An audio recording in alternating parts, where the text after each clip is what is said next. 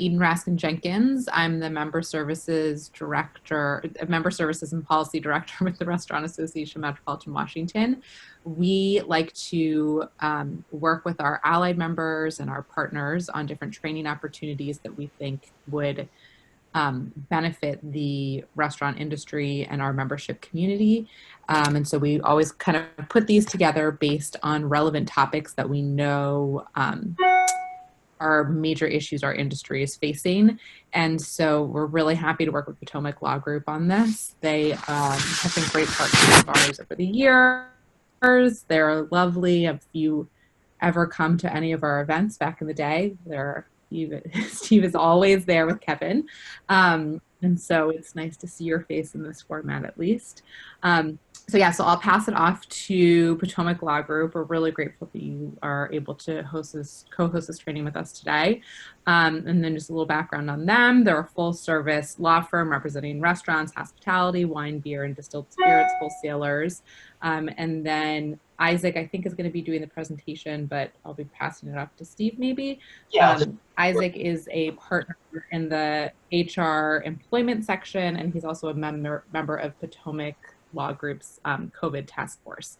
So he's very up to date with the issues that our industry is dealing with, especially in terms of employment and HR, which we know have been really big issues that you guys have been facing. So hopefully this is very productive. Don't hold back on your questions. This is a safe space. So definitely utilize their expertise to the fullest. Steve? Thanks very much, Eden, and welcome everyone, and thanks for taking time out of your day to join us here. And my name is Steve Kavler, and Isaac and I are members of our firm's restaurant, hospitality, wine, beer, and spirits practice. And we thought this would be a great time to provide a few tips to everyone on COVID safety planning and related issues for restaurants. So with that brief summary, I will turn it over to Isaac. All right, thank you very much. Thank you to both of you guys. So thank you everyone for joining us. It's very nice to be with you today. My goal in today's discussion is to really explore the evolving landscape of COVID safety plans and to leave you with a concrete understanding of the elements of a safety plan and the underlying laws that govern these plans and how to actually draft these plans yourself. Now, I should start with something a little different. So much earlier in my legal career, going back a number of years, before I had ever done my first presentation to an industry group or to any group, I, of course, turned to Google and did my research on how to present to an audience. And again, this is going back years. And I read this advice from this other attorney that you must start with your bio. I historically have not done that. I actually thought it was pretty stupid advice because obviously you're all here to learn about COVID safety planning, not to hear about my background. But then it occurred to me that in this particular case, for this particular talk, having a brief snapshot of my bio will actually be helpful. So I am breaking my usual rule and I'm starting with a very brief bio, a snapshot, and you will understand why momentarily. So I'm a partner in the Employment and Human Resources practice of Potomac Law Group. We work with a lot of different restaurants and bars and hospitality businesses. Prior to my time with Potomac Law Group, I was actually a manager of a large retreat center. On any given day, so we had a commercial kitchen, we ran our own catering service. On any given day, we had roughly 30 people between the front of house and the kitchen. And they served about 600 meals to roughly 200 people, and that's just in a typical day. So I've been involved in hiring chefs and ensuring compliance with food safety codes and managing food service budgets, buying commercial kitchen equipment, being ripped off on commercial kitchen equipment. And I have even been the guy who has given tours to the health inspector during kitchen inspections, and then been the guy sort of waiting with bated breath for them to print out the inspection report, which is at least how they did it in Pennsylvania, or how they still do it in Pennsylvania with their little portable printer. Always good. The kitchens were always very clean. Okay, so this is all to say that I have spent many, many more hours of my life in a commercial kitchen than most lawyers out there. So I deeply appreciate the work that all of you do. And I know its highs and lows well from personal experience. And I know that in the time of COVID, there are many, many challenges, some of which we will touch on in this talk. Now, as we go, if you have any questions, please feel free to unmute yourselves, jump right in, we'll answer your questions. And with that, I will jump right into it. So experts say that COVID has fast forwarded us by a decade or more in the direction of people working remotely. So work from home arrangements in many industries might be here to stay. So our entire law firm is based on a work from home model. So for us, we haven't really skipped a beat in the time of COVID because we've always worked this way. But many other workplaces simply don't have the digital option. And of course, I don't need to tell you that since you're all in the restaurant industry. So restaurants, bars, hotels, wedding venues, gyms, so many similar businesses, they can really only operate in person. So across the business world, what are we seeing? More and more businesses are physically reopening while COVID remains a significant health concern. And I think many business leaders, and not I think, I know because they're our clients, they are agonizing over these decisions. They're agonizing over whether and how to reopen properly and how to do so safely. And the thing is, you still have people out there who are saying, just stay home.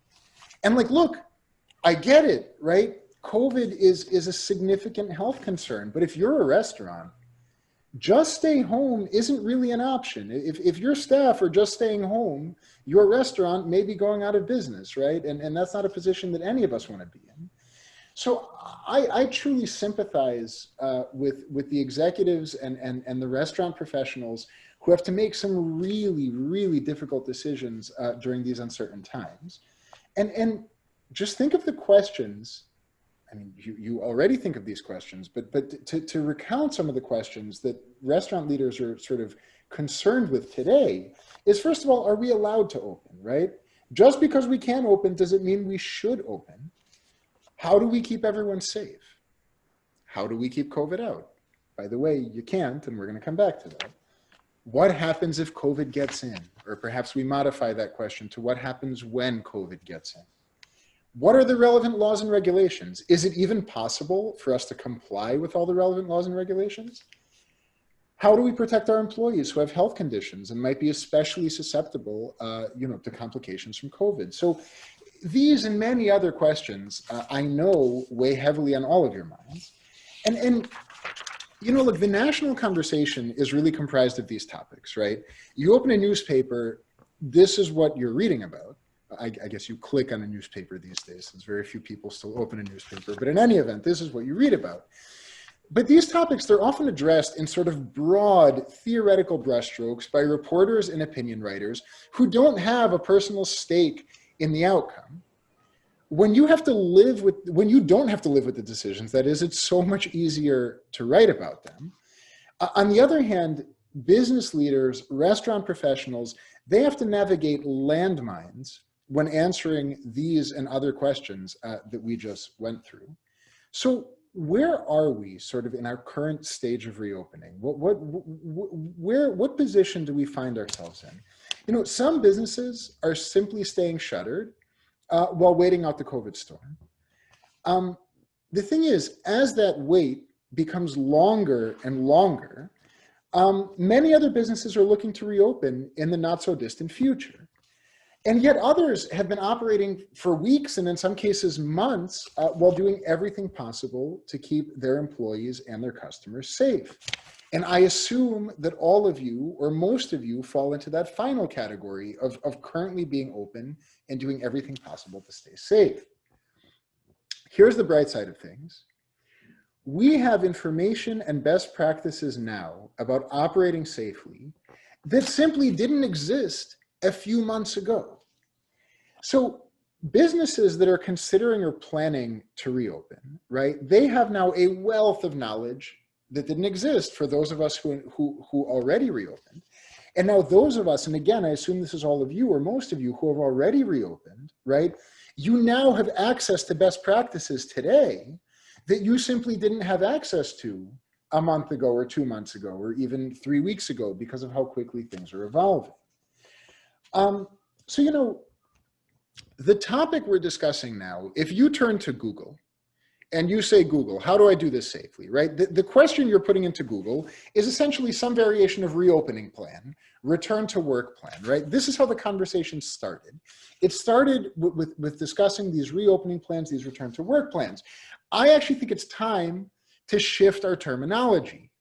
I think it is now time to be talking about the COVID safety plan, because so much of the country is open for business. Now it's a question of staying open, and now it's a question of operating safely. Regardless of what we call it, after weeks and months of trial and error, we now know that every strong COVID safety plan has 3 primary goals and sort of 3 corresponding sections. And we'll come back to the actual details of the plans, but we're talking about big picture goals for right now. So the first goal is to keep COVID out of the workplace through appropriate screening. This means self-screening conducted by our employees from home and formal screening upon arriving to their workplace.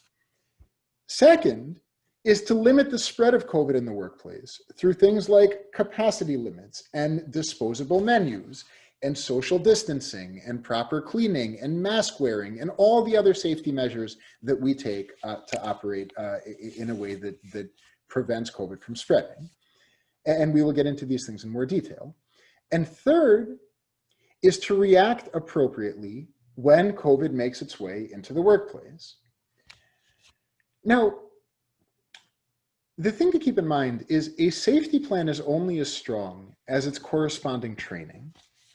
So all employees should be trained on the safety plan and receive ongoing training as the plan evolves.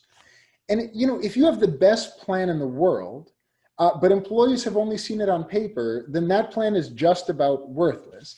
And by the way, I think we've all seen how this plays out. If you remove yourself from your particular business, from your particular restaurant, and you just think about your experience as a consumer, you walk into some businesses, you walk into some restaurants, they feel as sanitary as a hospital. Every single employee is in a mask. They have social distancing markers so people know where to stand. Tables have cones on them to create distance between customers, right? You walk into other businesses and the host kind of throws on a mask hastily when they see you, as if you didn't notice they weren't wearing it. And you just kind of like know, you just look at it and you know right away that they are not following best practices. And look, it really comes down to two things. Number one is having a good safety plan, right? And many businesses don't, but many others do. But number two is that even if you have that really good safety plan, it's important to properly train your staff on it, and of course to supervise your staff and make sure that they are complying. There's this saying in the field of human resources that people respect what's inspected, right? People respect what's inspected. And I really like that. I think it applies in so many different contexts, this one included. Good training and properly supervised staff and a good safety plan make for a safe environment. Now, many employers, as part of their reopening efforts, right, and as part of their COVID safety planning, they have their employees sign an agreement to comply with essential safety policies. This confirms that employees sort of fully understand the critical role they play in maintaining a safe environment. This also includes what is called an assumption of risk agreement. And the assumption of risk essentially says that regardless of any measures the business takes, regardless of anything the restaurant does, right, contracting COVID is an inherent risk of working in a restaurant today. And this applies across businesses. I mean, basically nothing, a business can make really good efforts to be safe, as so many businesses do. But a business cannot promise an employee that you will not contract COVID, because that's an impossible promise to make, right? So the assumption of risk basically has employees sign off on that and say, yes, I agree that despite all the safety measures taken by the restaurant, I still might contract COVID. As just very briefly mentioned, This is something fundamentally different than a waiver of liability, right? A waiver of liability is a document, and I'm going to get away from the legal weeds momentarily. I want to note this because people make this mistake and it makes national headlines and it's not good. A waiver of liability is when an employee signs a document and says, I will not sue you if I get sick, and I waive all liability. So regardless of any negligent actions on behalf of my employer, I'm not going to sue. Those are not allowed in the employment context, or meaning they're allowed, but courts don't recognize them and they're very much frowned upon. And we've seen many national headlines recently of employees making their employers making their employees sign those waivers, which are not recommended. But having employees sign an agreement that they will comply with all your safety procedures and having them assume the risk of contracting COVID despite everything you do, that's a common practice.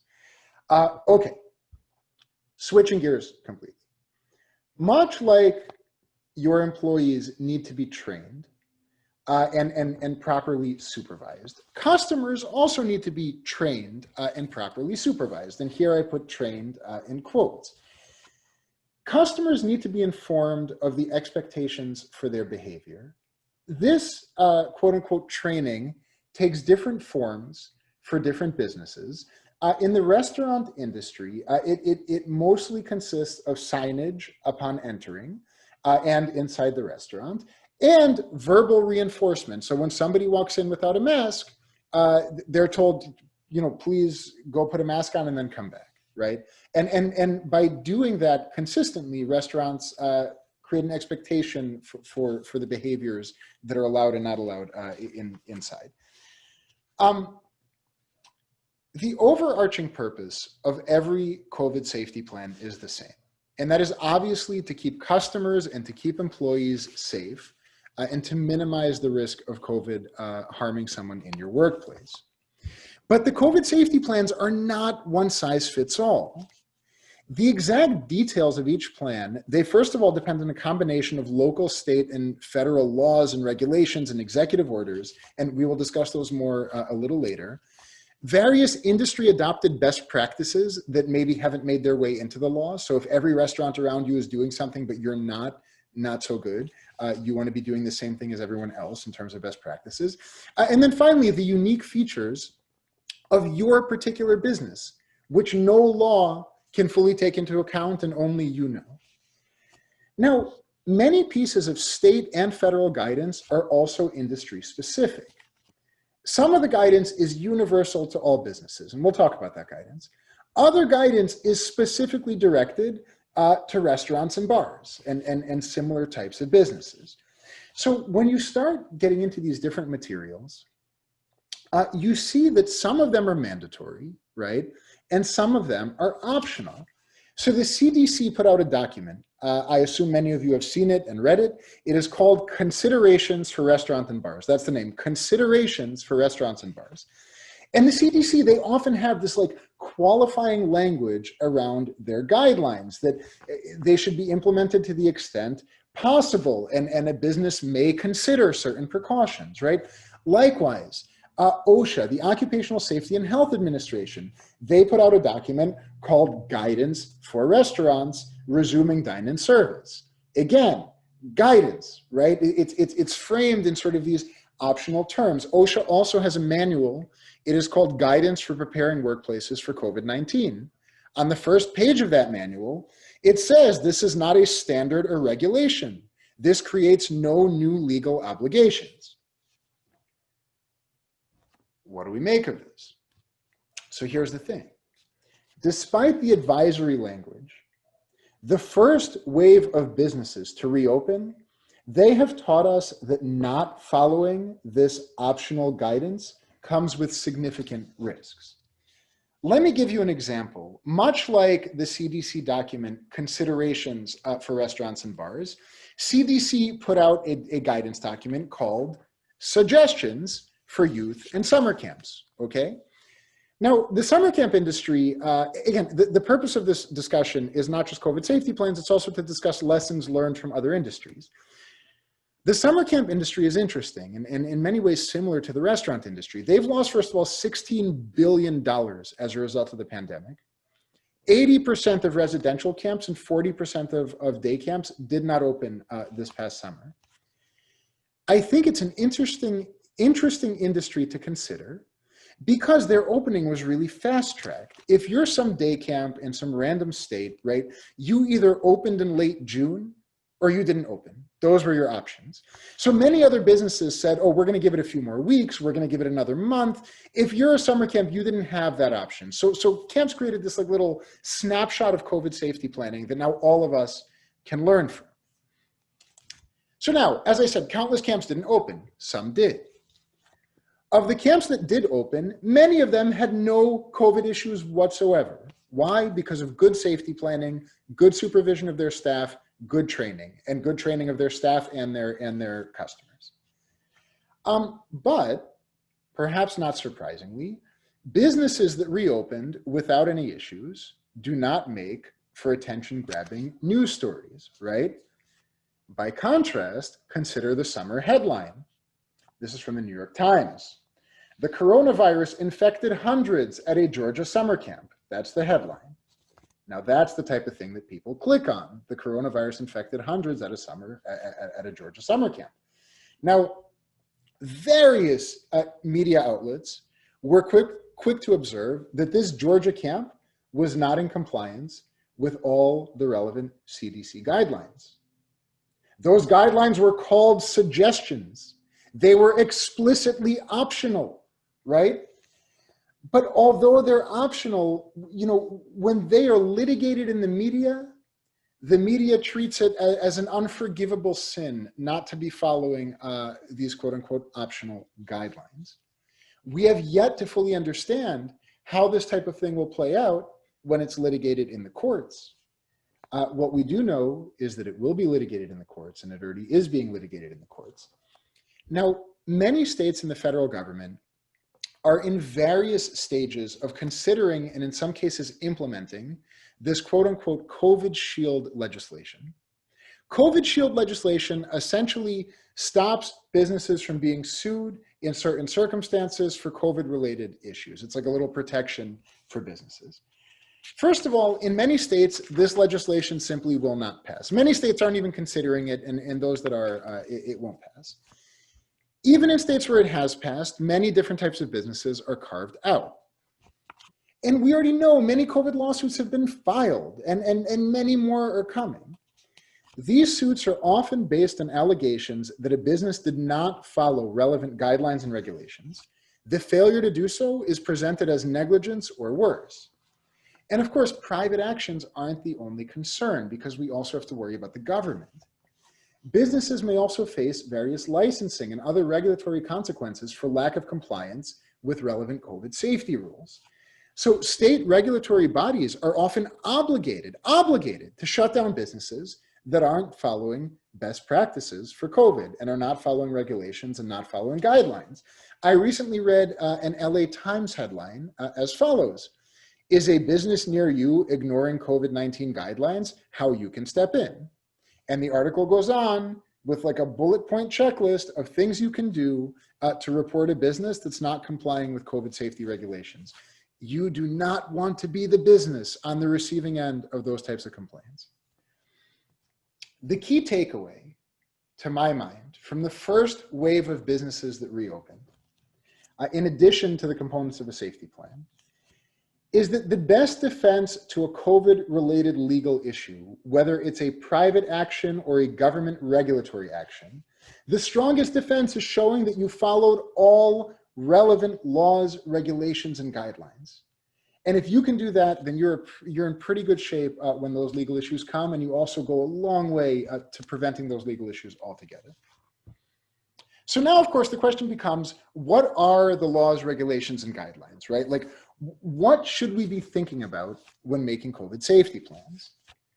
Like so many aspects of our, new normal, as many people call it, the answer isn't so simple.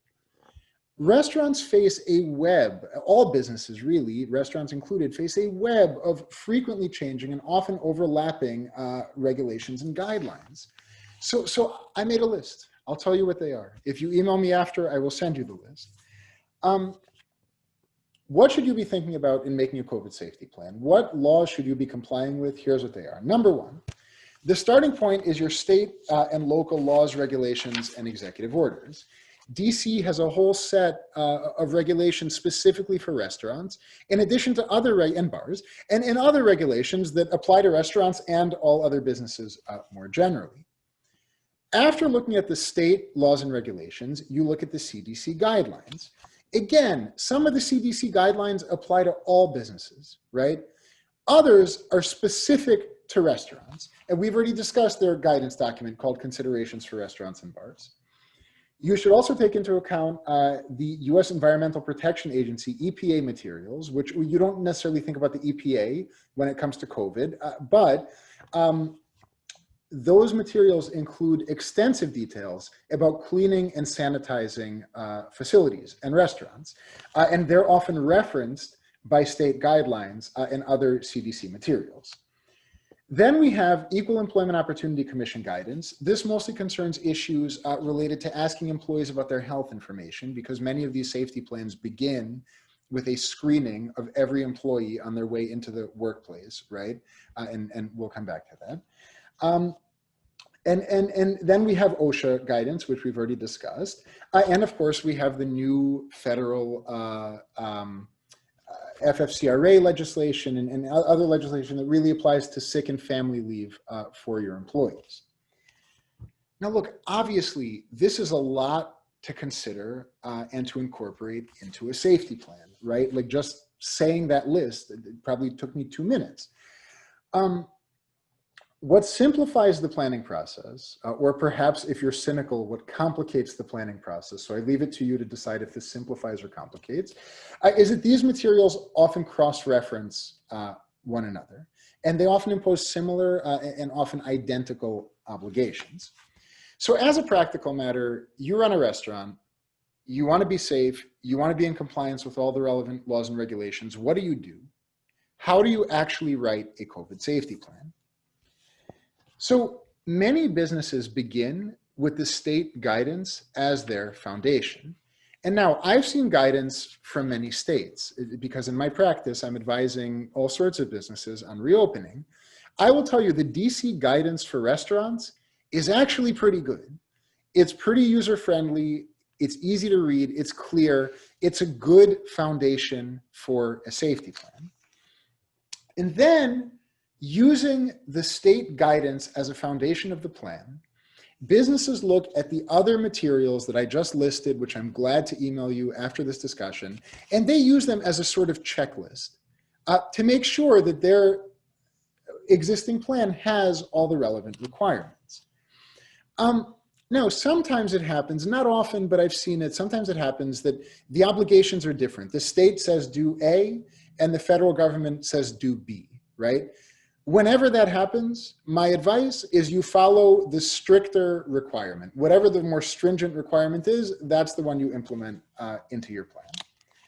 Now, another thing that significantly simplifies the planning process is that businesses and restaurants now have access to a library of safety plans online.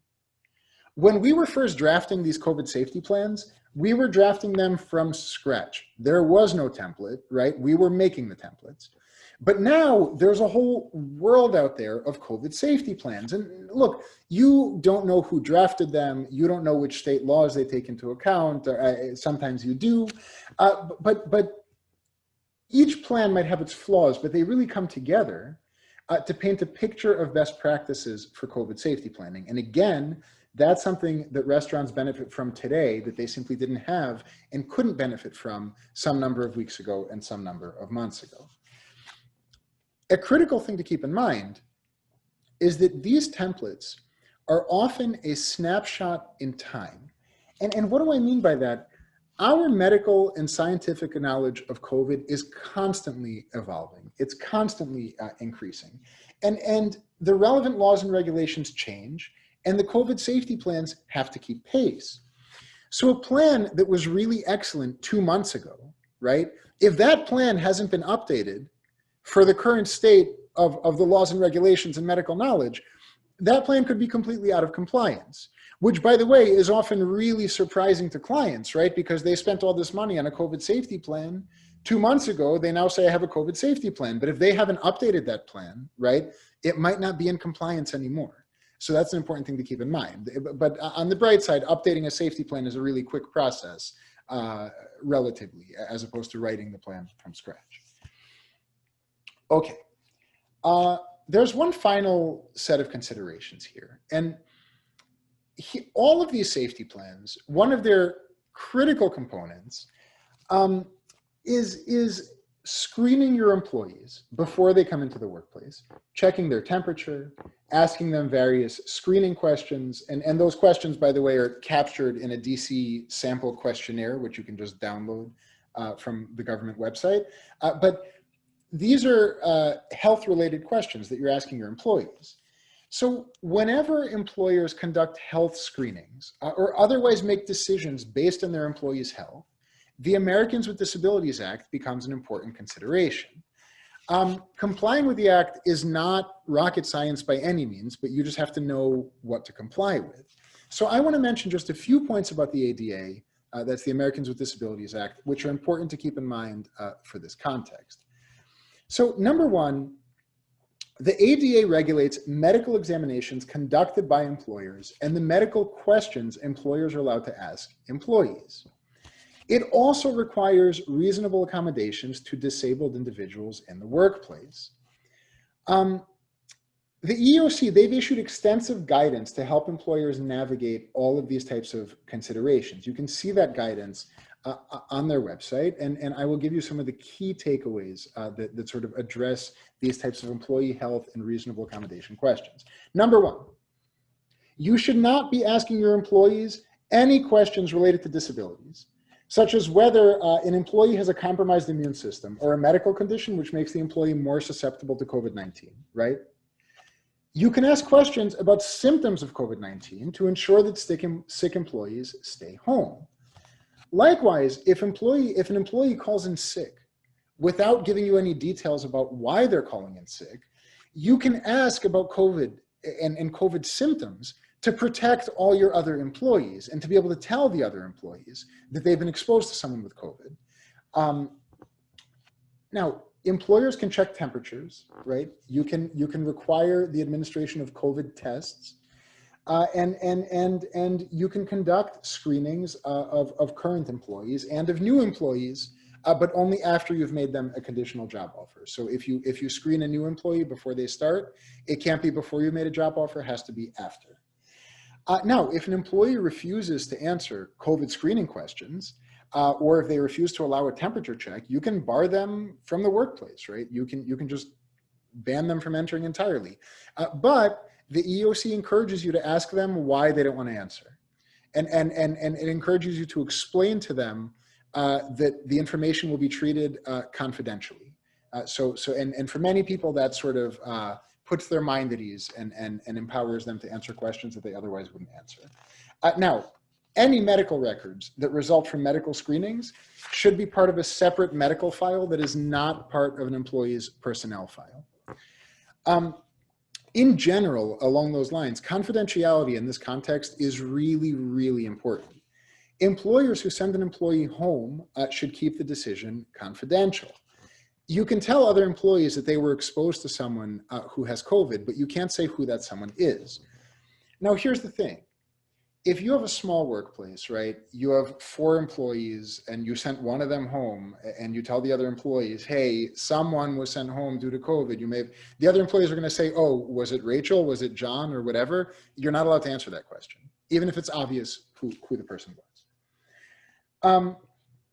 Now, if a person is working from home due to COVID, but they haven't been in the workplace, right, then there's nothing to tell the other employees, because they couldn't have been exposed to that person. So if all your other employees are starting on a particular date and one employee is not starting on that date and the other employees say, hey, where's this person?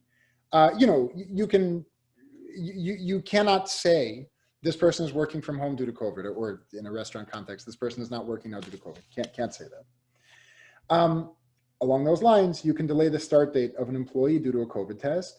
And in fact, if you need someone to start immediately, but they don't pass a COVID test or they don't pass your COVID health screening, you actually can retract their job offer due to COVID if you need someone to start right away. you can request that someone who has been exposed to a person with COVID doesn't come into the workplace. You actually must request it based on DC regulations. And you know, in general, we should just be aware that in the coming weeks and months, COVID will remain a significant health concern to people with compromised immune systems. And you know, we should just be aware that we have obligations to all of our employees to provide accommodations where possible. And of course, if an employee tells you, I simply can't come in, and they're a waiter, right? They can't work from home. But, you know, what you can do is say to them, well, is there anything we can do in the workplace to make you feel safer, right? And maybe that person will actually have a response, an accommodation that you can do in your business that will address their needs. So, okay, with that and being conscious of time, I want to wrap up the formal remarks and open up the floor to any questions on anything we've discussed so far. So if you have a question, feel free to unmute yourself and we'll be glad to answer.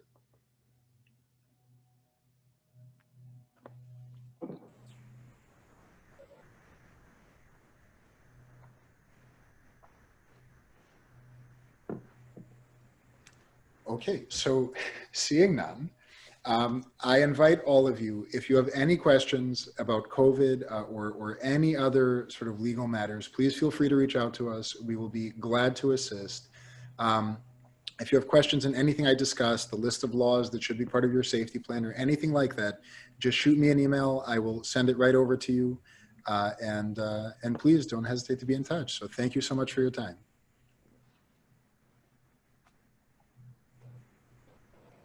Thank you so much. This was great and very informative. So thank you for putting this together for us. Thank you. Thank you for having me. Yes, thanks for hosting us, Eden. Always. Okay. Any questions come up while we were just chatting? Anybody? I don't think so. All right. Thanks. All right. Thank you, guys. Thank you. Bye. Thanks, guys.